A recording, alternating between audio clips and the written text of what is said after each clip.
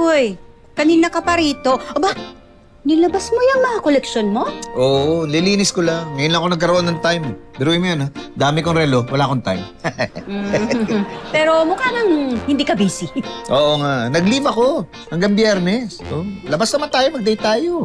Naku, hindi pwede. Ang dami ko kasing aasikasuhin ng mga lalakarin ako para sa KTV. Dami kong kakausapin. Ito naman, ngayon lang ako nag-leave para makapag-date nga sana tayo at makalabas. Ikaw naman, oh. Alam mo, yung sinasabi mong leave, dito na lang sa bahay, huwag ka nang umalis. Magpahinga ka. Sige na, linisin ko na lang muna to. Okay pa to, pwede pa ipamana kay Chito. Uy, mana talaga? Napunta tayo sa mana?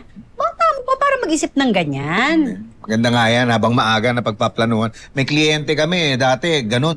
Hindi na iplano ng magulang niya, yung mamanahin nila. Ayun, nag-away pa sila magkakapatid dahil doon sa mana. Hindi naman siguro mag-aaway yung mga bata sa mamanahin nila. So, sana nga, oo. Oo. Lalo yun. Ay, Elsa.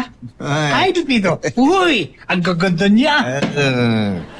Sige na. Hirap na, baka maalikabukan mo. Bakit ang dami niyan? Kailangan mo ba lahat? Huwag mo nang anuhin. Collection ko yan eh. Pero dalawa lang kamay mo yun, di ba? May isusort mo ba lahat yan? Alam ko na.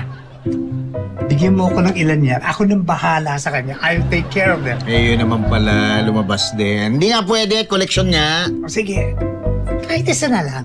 Para I can tell time. Hindi, ako lang magsasabi sa'yo kung anong oras na. Alam mo ba kung anong oras na ngayon? Hindi, anong oras na? Oras na para umuwi ka. Uwi ka na. Wala ka na, nangkakuan ka lang dito.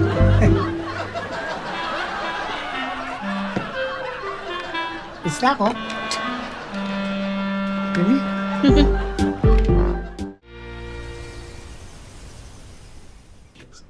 Alis na ako, ha? Ay, Tay. Okay pa ba, Day? Tulungan yung nanay niyo sa kusina, ha? Uy, tulungan magluto ha, hindi tulungan kumain.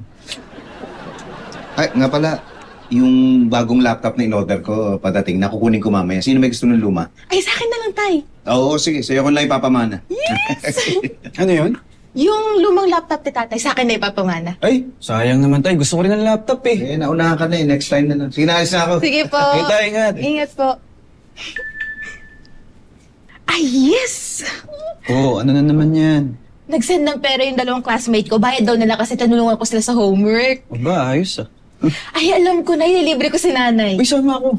Oh, sige, pero hati tayo sa bayad para sa magandang restaurant tayo Ba't pati kakain. ako nadamay? Eh, may regular job ka na eh. Daya naman nito. Sige na kuya, minsan lang eh. O sige, hati tayo. Pero akin na lang yung laptop na ipapamana sa'yo. Ay, ang daya ah. Kung ayaw mo ibigay, di na ako makikihati sa gastos mo. Eh di, wag ka na sumama sa amin ni nanay. Gusto mo kunin yun, sa akin nga pinamana ni tatay yun.